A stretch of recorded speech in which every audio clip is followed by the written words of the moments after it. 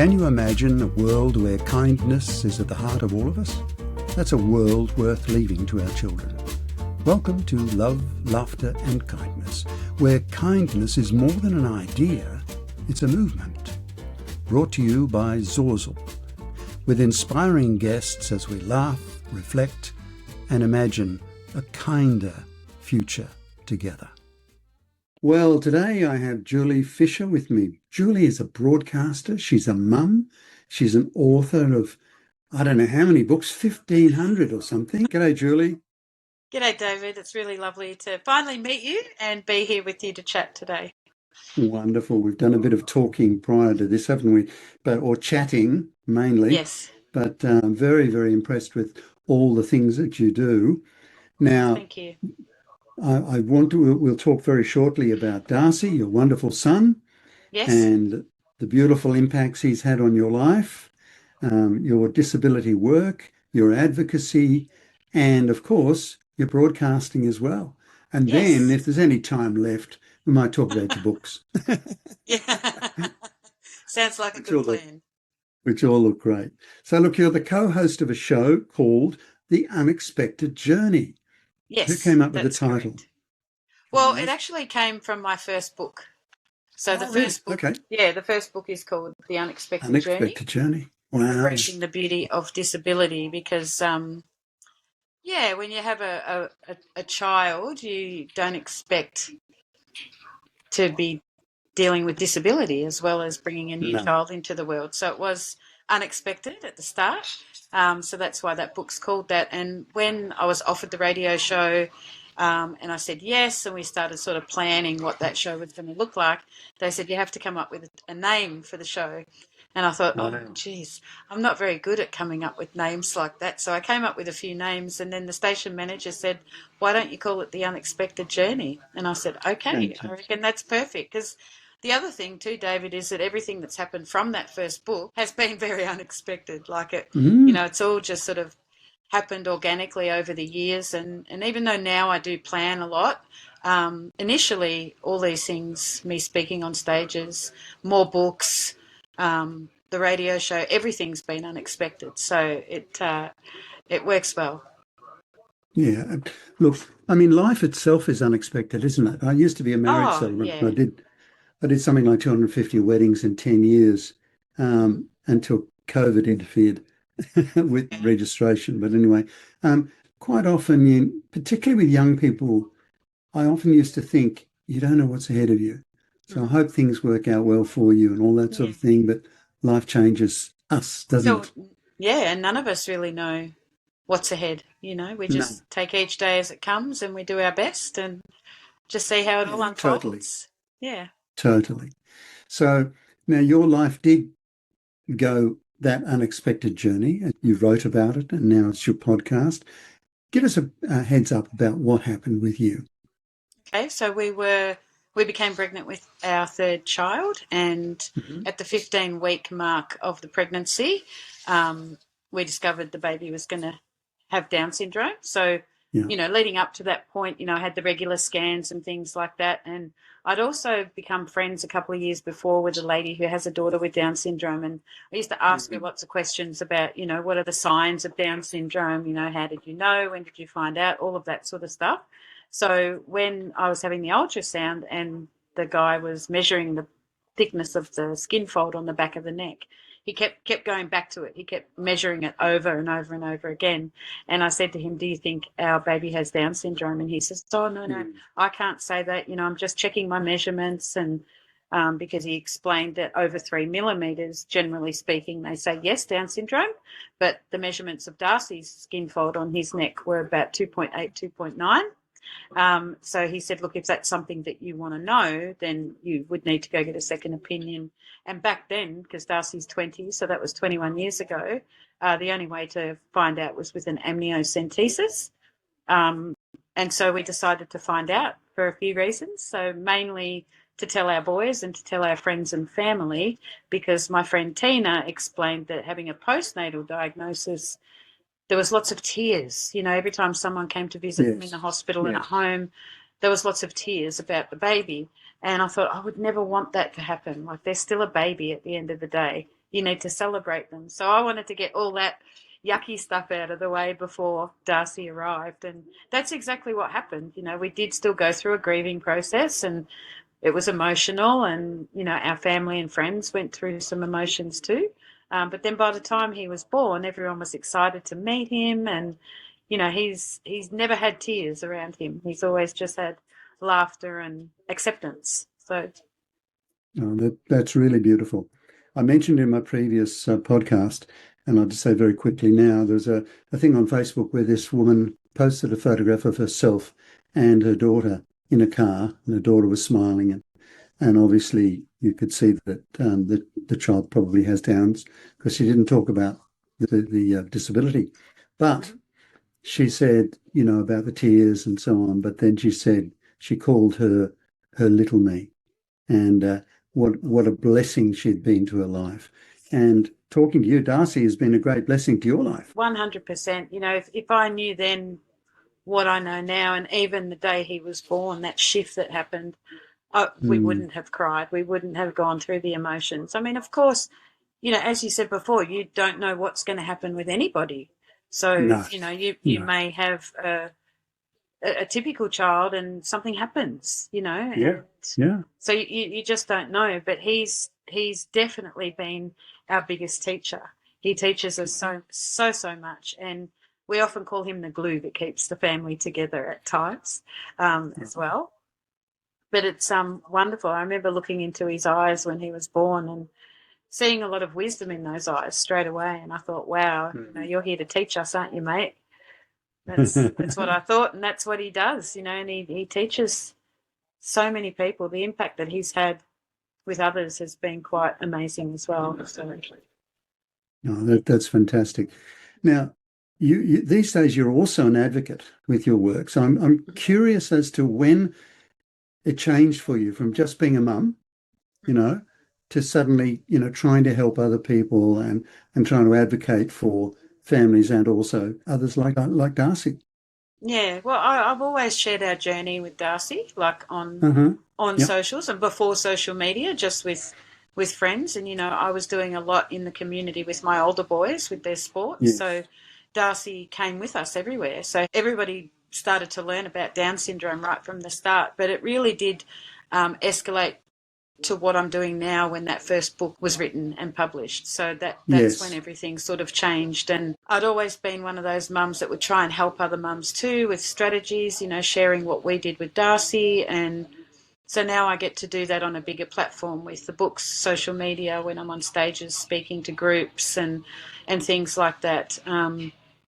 The advocacy, I guess, is more on a larger scale, to the wider public and things Mhm. like that. But I do help families if I can help them, and if I can't, I put them onto people that can help them. So I've been very, very fortunate with this journey that I'm on to become very close with support and service providers in the sector, and also to meet many other families.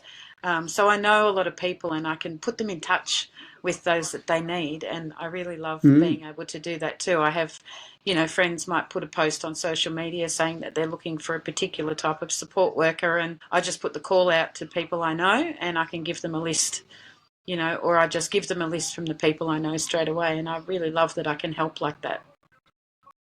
Oh, that's fantastic. Now, I notice in the things that I've seen about you that the word inclusion is used a lot. So Yes. explain to me what that means to you and why it's so important. Well, I think it's important. It means that Darcy is seen for who he is. I always say look beyond the disability. Yes, he has Down syndrome, and you can tell, you can see that he has a visible disability, but Yeah, he isn't Down syndrome. It's a big part of him, yeah. and it's why he's the amazing person that he is. But at the end of the day, he's a 20-year-old young man, and he just loves to go out in the community. He does sport. He loves to hang with his mates, and he wants to be accepted and included in the community that he lives in. And it's important because we all need to feel that sense of belonging. There's nothing worse than going out into the community and feeling like you shouldn't be there because people are staring and pointing and making snide comments. And it still happens, I think after 20 years of dealing with it, I think we deal with it a lot differently now, but I still do see it, but I don't pay as much attention to it anymore. I do Mm. let people know that I can see what they're doing, and Yeah. I try and protect Darcy from it because I don't want him to feel like he's not included, to feel like he can't participate and have a go or just go Yeah. to the shop like everybody else. Yeah. And, I also noticed when he got started, because I did used to react. So when he was little, I did used to react to stares and things like that. And I was quite rude to people. I used to say, take a photo, why don't you? And see if you can work out what you think's wrong with him. I was terrible. Yeah. And I used to come home feeling miserable. And as Darcy grew, he started to feel that negativity as well. So I decided I Mm. needed to change something. And so the next time we went out into the community and I saw someone staring at him, or what I thought they were doing was staring, I smiled at them and they smiled back at me. And I thought, oh, wow, maybe they're not being judgmental. Maybe I was wrong all this time. So I started Yeah. doing that all the time. And 9 out of 10 times we'd get a smile and a hello back. And then there'd be that small little percentage that would put their head down and think, oh my God, they've just caught me. So there is still that judgment. But sometimes I think that comes from not knowing and not understanding.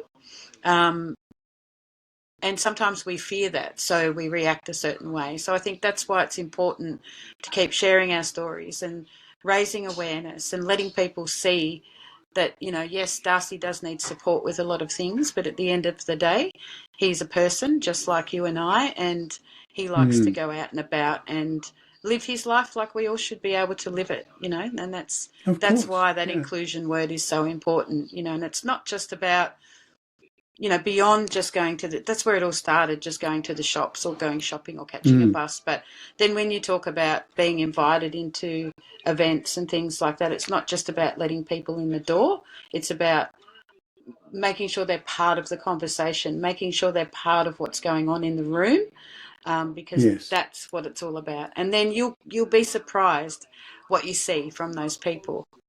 You know? Julie, I think you would love the. I spoke to Sally Pimer in my previous I know, I podcast. met Sally.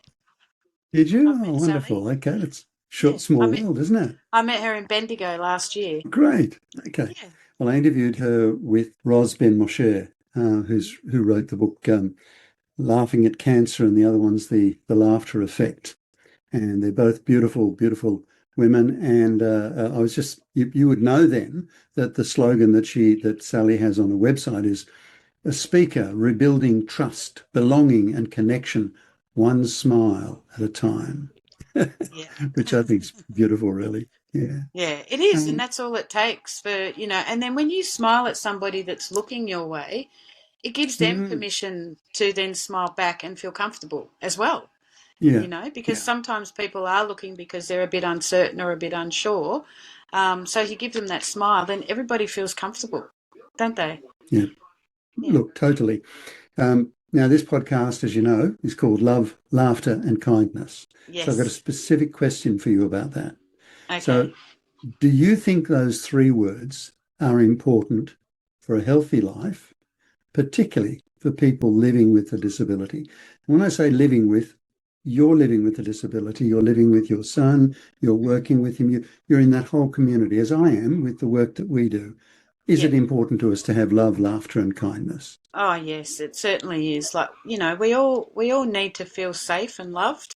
I think we all Mm, need to have people around us that we know we can go to, and feel that love. And when you feel loved, you feel belonging as well, don't you?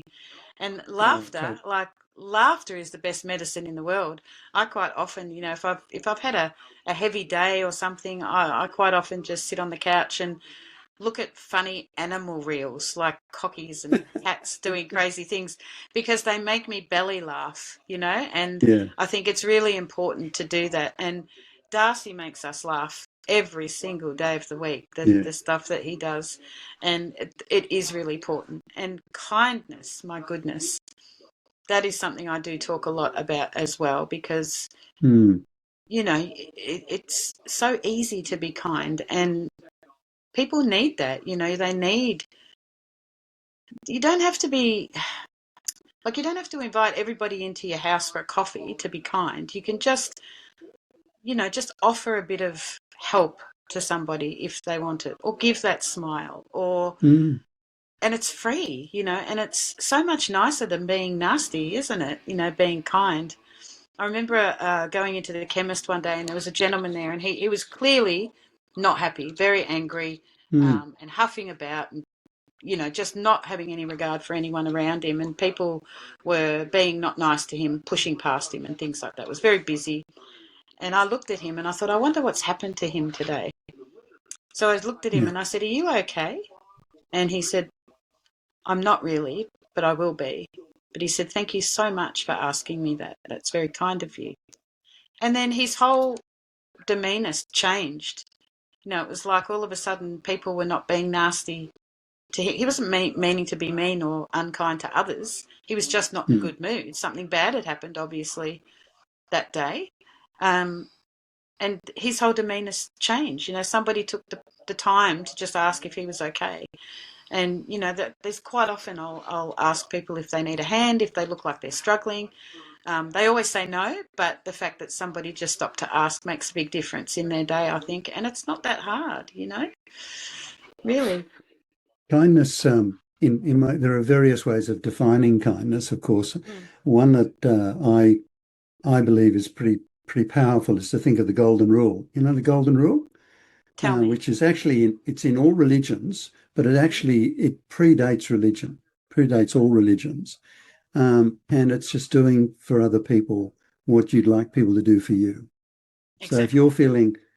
you're feeling lonely, we all do. We all have our struggles. We're not always wonderful saints. And I've got my warm gloves on because I have cold hands and feet. And when people look at this, they think, "What's wrong with this guy?" It's Well, it is just taking off. cold. I don't know It where is you're cold. based, but here in Melbourne it's cold.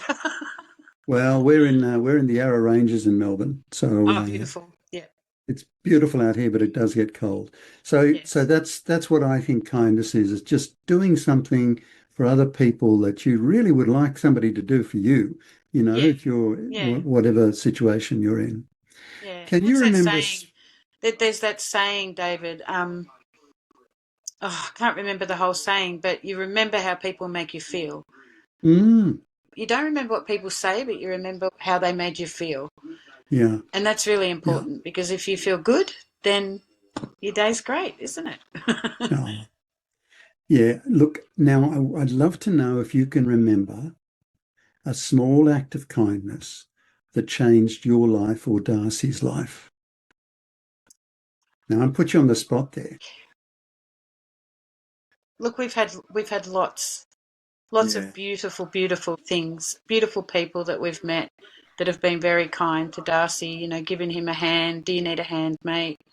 Mm, And sometimes it's just a hand up a step, or, sometimes it's helping him open his drink, or just saying hello to mm. him in a nice manner. But I think one of the big standouts for me was from a little boy when Darcy was doing Auskick. So Okay. Darcy did Auskick at our local clinic, which was a big clinic, like Mm. 300 plus children. And I was very nervous putting him in there because, he has Down syndrome, and I was just a bit worried that how he would be treated because a lot of the kids, he was a bit older than the children as well, in the Let me group just that he was. explain briefly, in Mm. case anybody happens to see this from outside Australia, who knows. Um, Oh, yeah. Auskick is the children's side of AFL Australian League Yep. football, Where they learn the and skills. it's a wonderful, wonderful concept. And then It is, yeah. what's And the I youngest actually, age? What age was Darcy when he joined? he was probably about 10. Okay. And children that he first started with, there were about eight or Hmm. nine, and then he did that Okay. clinic for 4 years. So he Yeah. he aged, but the other kids, it was new kids every time, because in Yeah. that group Okay. that he was in, those children would then go and play junior football. But he Yeah. stayed in Auskick for about 4 years, and I think it was the third year that he was there. And Darcy's quite short in stature Mm. as well, so he was around the Yeah. same size as these kids. And everybody was wonderful to him, and there was never any picking on or bullying or anything like that. But Right. one day, this little boy came running up to me, and he said, "Why can't Darcy kick the ball like we do, and why can't he catch it like we do?" And I said, mate, he's got Down syndrome. And I said, what that means is that he learns a little bit slower. And so he needs a little bit of help and a little bit of more encouragement to sort of do it. And, you know, he needs to be shown how to kick the ball and things like that. And that little boy looked at me and he went, oh, okay, and just ran off. And from then on, all the kids in this group, the whole lot of them, they'd be like, Darcy, because they didn't used to kick the ball or handball it to him because they didn't think he Yeah, could yeah, catch yeah, it, right? And yeah, so yeah. after that point, all of a sudden, all of these kids would pick Darcy to kick the ball to, and they'd go, Darcy, two hands. And they'd kick it or handball it so he could catch it. And then they'd say, all right, now hold it, drop it on your foot. So they all of a sudden Yeah, they started to help him and teach him. And I yeah. thought that was really kind. That's a really big standout act of Well, kindness, I think. And just people understanding then, people knowing, yeah, because you don't know what you don't know. And those little yeah. kids, they just saw Darcy. They actually didn't Mm, realise he had a disability. And yeah. when they found out, they supported him. And it was wonderful. But there's been lots of beautiful things that have happened, you know, when we're out and about. We love the theatre, and we quite often go to the theatre, and every time we go, people will tap me on the shoulder, and they'll talk to him first. Actually, they'll ask him if Hmm. he liked the show, and they loved watching him dance, and then they say, "I wish I had a little bit of him in me," Yeah. and I think that's a really kind thing to say as well. It really is. I I call the people we work with, I call supers Mm-hmm. because I believe they all have superpowers Mm-hmm. that some of us boring adults lose as we mature. You know, Yeah, but so you've just described something in Darcy that, and the person who admires what that beautiful innocence and sweetness that he has, you know, it's special, isn't it? it is special, and I love the way that he's confident enough to just enjoy every moment exactly how he wants to. He Mm, doesn't worry what people are going to think.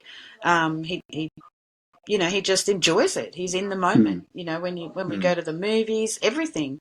When he plays his sport, he just loves every moment of it, and I really like that. Whereas a lot of us, as we get older, we think, oh, we can't do that because people will laugh at us, or people will think we're weird, or Yeah, um, but you know, he's shown me that superpower as well. So when we go to the theatre, when we go to a concert, I do get up and dance, and I do sing loud, and I do all that now because that makes me feel good, and I'm enjoying the good. show. Yeah, so he's taught me that, and I hope that when people watch him, and the next time they go to a show, they have the confidence to do it as well. Because really, I think everybody around you, they're not, when they look at you when you're doing something like that, I don't think they think you're weird. I actually think they think, I wish I had the courage to do that, because they look like they're having a blast, you know? So just do it. I Do what suspect, makes I you think, happy. That's what I yeah, say. yeah.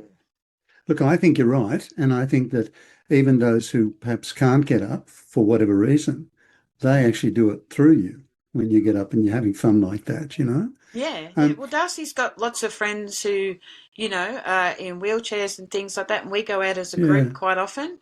And those kids have the best time. They're not kids; they're all adults. I keep calling them kids, Mm, but they have the best time. You know, they dance in their chairs, and they just have the best time. And mm. I love it. You know, they enjoy every moment, and I think we've all got something to learn from that. You know, look, I couldn't agree more. Now, on your website and in other places I've seen, you have an expression that Darcy is the heart of your why. Hmm. Is that correct? Yes, he is. He is my big And why. and it is something you say. Tell us about that. What do you mean? What do you mean with that? Well, I guess when I see him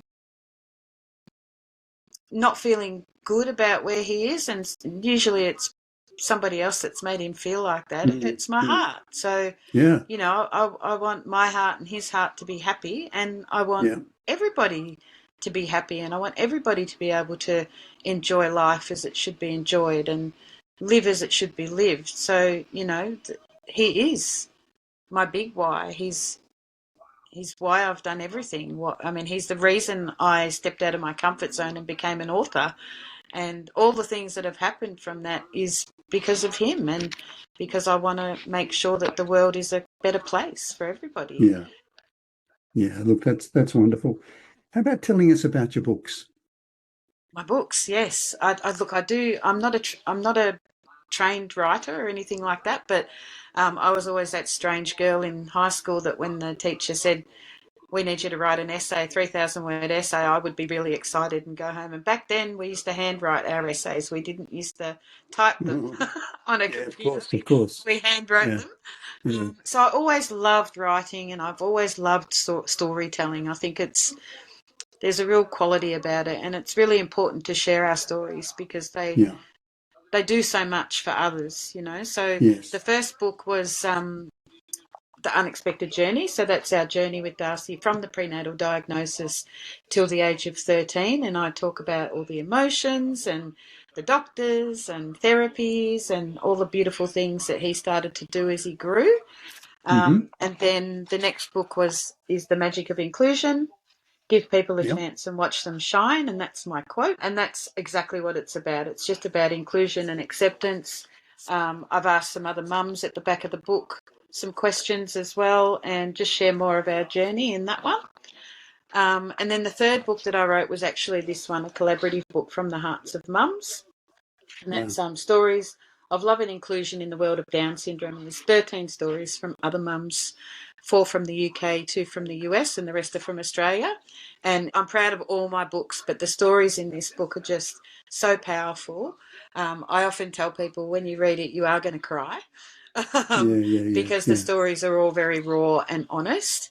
Yes. But it's a great book, and I've had lots of wonderful feedback from that. And then last year I published The Adolescent Journey, which was originally going to be book two.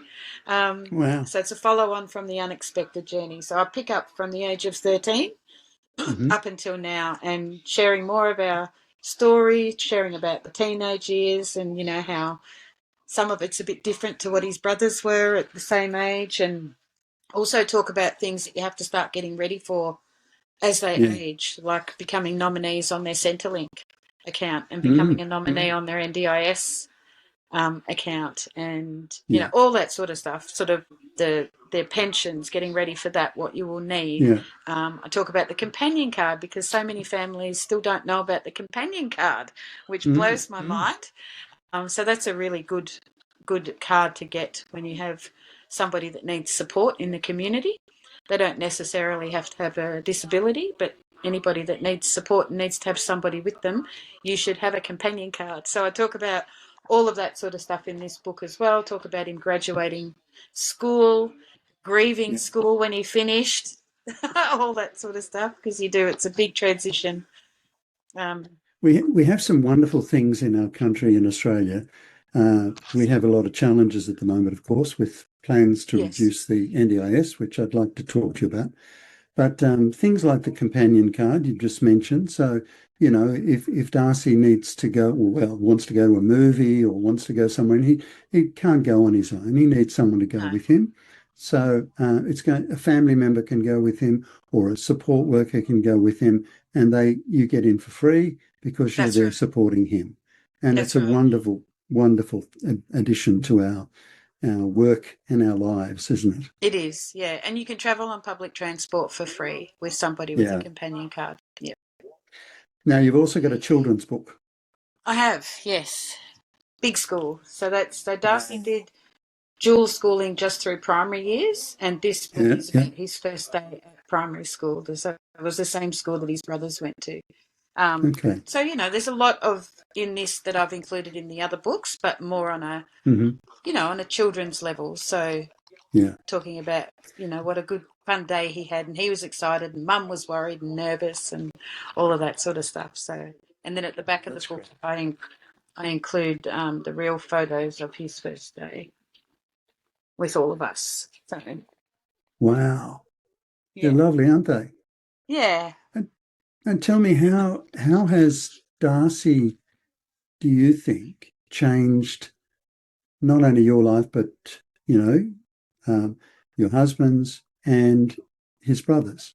What's the impact that Darcy has there? Yeah, I think it's been good because the older boys, you know, I mean, they nurture him, but they didn't treat him any differently. Like they would annoy him and do the sibling stuff. I mean, they never used to have punch-ups or anything like that with him, but, they would annoy him and sort of tease him a little bit, but then he does it back to them as well. So, and I always enjoyed watching that because it was normal sibling behaviour. Mm. But he's definitely opened their eyes and taught them a lot as well. He's given us all an extra level of protection as well. So I think, we all are protectors of those that we love, but when Yeah. somebody's more vulnerable, your protection levels go up a notch. It's like when I'm Yeah. advocating on his behalf, it goes up a notch because you've really got to dig deep and protect him. I've done that. We do that for our other kids too, but it's just a bit different. It's a different level for him, and his brothers do that too. Yeah. But they're friends as well who grew up with him. I'm sure that if anybody ever saw him in a position where he needed protection or something, the friends that he grew up with of the brothers would step in as well. So I think he's taught a lot of people in our community a lot of things, and it's wonderful. Expanded their compassion measure, I their think so. compassion strengths. Yeah. Yeah, I mean, it teaches them that everybody's a person at the end of the day. mm, Even though somebody might need support, it doesn't matter. Like they're still people with the same wants and needs as all of us. mm, Yeah. yeah, totally. Now, the one thing I wanted to talk about also, well, firstly, to acknowledge that there are some parents who really can't cope with their disabled child. Mm-hmm. There may be, and we have sad stories of, a father leaving because of Yes. the disabled child, or in some cases, rare, I think, the mother just can't cope. So that's terribly sad. But what I wanted to ask you was, what would you say to a young pregnant woman who discovers that they're just about to have a disabled child of some kind? What are you going to say to them? Get support. Get Yeah, around like-minded people traveling the yeah, same journey, because it can be tough, can be very mm, tough. yeah, Raising any child can be tough. But when you have a child that has all those extra needs and supports, and sometimes it's a lot. It can be very lonely, and then you've got all of the NDIS, finding allied health, finding support workers for the child. Get yourself with some nice mums, other yeah, families, and surround yourself with that, because that's what I did, and that's mm, how I think it's really important that you do that. Like I mm, hear a lot of people say, oh, no, we're just going to raise them exactly how we've raised our other kids, which is fine. I mean, that's what we've done with Darcy as well. But it is different, right? it So is you different. do Yeah, you do need support, and what you discover, I think, when you enter the world of disability is a world of people that are really accepting, and they're always there to have your back. They're always there yeah, to raise you up when you're feeling down, and help you out. They're always there to help you out. And that's what I love about it. I was able to join my friend Tina, who I mentioned earlier, was running a support group. So I was able to join that when I was pregnant because we got the prenatal diagnosis. So I got to meet all of these other mums and these beautiful children that I got to see, wow, they're actually just like regular kids. They're playing and they're yeah, annoying their mothers and the babies that are eating, and like I feel silly now, but that's what you need to see. And the mums, they didn't care what question I asked them. No, no, no question was silly and no question was too hard. They were all willing to help me and support me in my journey. So, and they were all there for each other. So I always say to people, don't do it alone. You don't have to. Get no. support. Get support with like-minded people so that you can get through this, because it can be really, really tough and you can feel very It, isolated and alone. it can sure be challenging. Now, how do people get hold of your books if they want to get some of your books? Yeah, they can go to my website, which is www.juliefisher.com.au. Very easy to Great, remember, I great. think. Yeah. Oh, look, that's fantastic. Now, look, just to probably wind up at this point, the thing that is concerning a lot of us in who are working in the disability sector or families and so on are the changes the federal government is trying to bring about. The National Yes. Disability Insurance Scheme was introduced some years ago by um, Julia Gillard government, our only female prime minister to Yeah. date. And it was a life changer for so many people because Oh, it yes. provided. Yeah, tell me how it changed things for you. Well, we used to have to search, for funding to help pay for allied health and things Yep. like that. And I mean, this still happens too. You don't know anything unless another family tells you. So, Mm, mm, that so you didn't know about certain funding that was available for your child, or for the extra equipment and things like that that you need. So it was a real struggle. So when the NDIS came in, it was a life changer, a game changer, because all of a sudden, you had this funding for your person mm, that you could use, and you didn't have to.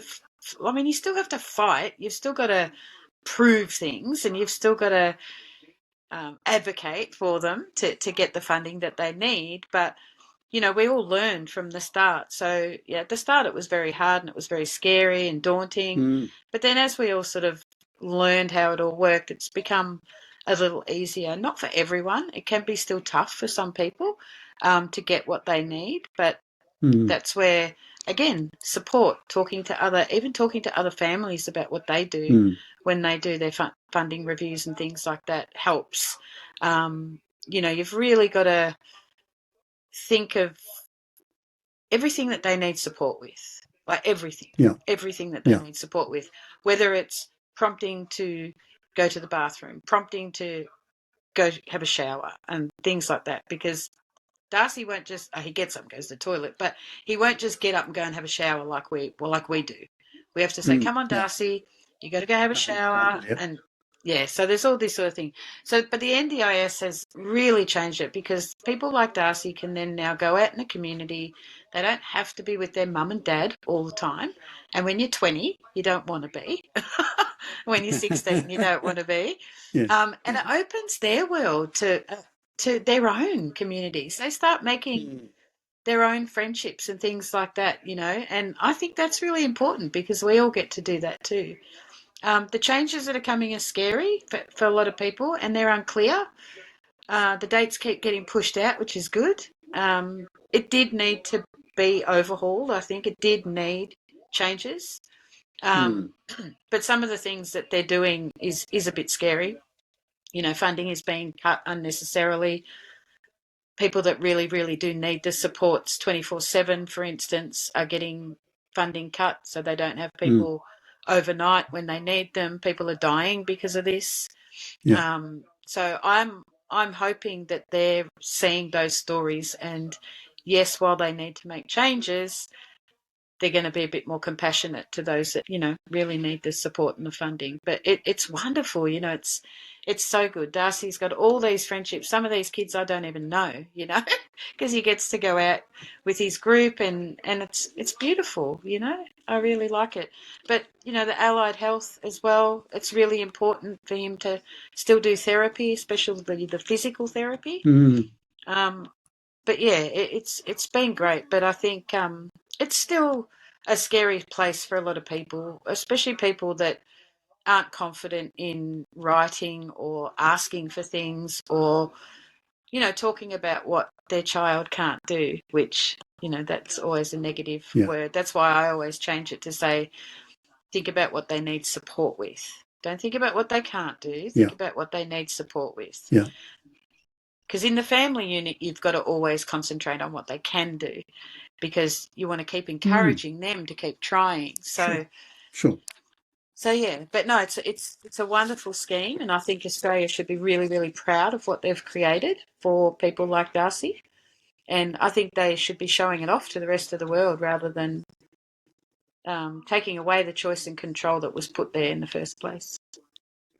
I think one of the saddest things is that I mean, they're planning at this point to have community access, Mm. And with some of the clients that we have, I just can see mental health issues growing immensely.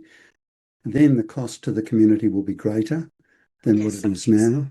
Yeah. Um, I also see a society that cares for its most vulnerable is actually operating the way your family operates. Hmm. So, everybody in the family has an equal footing. Yeah. You're caring for each other, you're sharing um, finances, time, all those sort of things. But Darcy's needs are a little bit greater than yours or Yes. your husband or his brothers. So you invest Yes. a little bit more in Yes. his life. That's the way government That's should right. work, should be working. Yeah. Yeah, I think so. Listen, I mean, it's can you imagine being all of a sudden told that you can't go out into the community anymore? You can't go to a theatre show with a support worker because you just can't do it anymore. You can't go play your sport anymore. You can't do this, you can't do that. Can you imagine being told all of that and I then you know, just have to, what happens? You just got I to be know. at home and doing Yeah, what? and because people, like Darcy and others, the ones that we work with, don't have the mental, um, the maturity, if you like, or the cognitive ability to to understand why a decision is being made. Even if you think it's a wrong decision, if you can understand why, it does help a little bit. But yeah, I just think it's really sad, and we do respites with my Yeah, organisation, and we've taken people for a number of years, 4 times a year, away for 3 nights, and the families love it because they get a break, and our participants are looking forward to it in between time. It sort of keeps them going. How long, yeah, and but at this point, that also has been impacted greatly. We understand they have to cut back on costs in some areas, but do you agree with me with what governments tend to do is somebody does something wrong, and there have been some terrible violations of the scheme, right? yeah, So what we do definitely. is we focus on the violations. We don't focus on the good people who are, working really hard, sometimes not getting holidays, even workers, Mm. because you just don't feel you can go away because these people need you, you know? Yeah, It's yeah. sad, isn't it? It is sad. It is sad. And, the other thing that I think they've got to look at is the mental health of the families. You know, Absolutely. as we Yeah. touched on before, living in the world of disabilities, it's beautiful and there's lots of wonderful things about it and it's very rewarding. But there are families out there that do it really, really tough, Mm. and Yeah. they need to have a break, and their children need to have a break as well. Yeah. Otherwise, they Yeah. can't cope. I remember hearing a story about a lady who dropped her daughter off at her specialist school, and she said, "I'm sorry, but I won't be coming back to get her today. You'll have Mm. to find somewhere for her to go." So they had to find Really? living for her. And what was happening was she had an older sibling who was doing year 12, Yeah. wasn't coping because, No. this girl had a lot of issues going on and wasn't getting a lot of support. Mm. And all of the rest of the family's mental health was going down the tube. And the mother Mm. thought, if I don't do something drastic now, we're going to be a statistic. So she did that. Mm.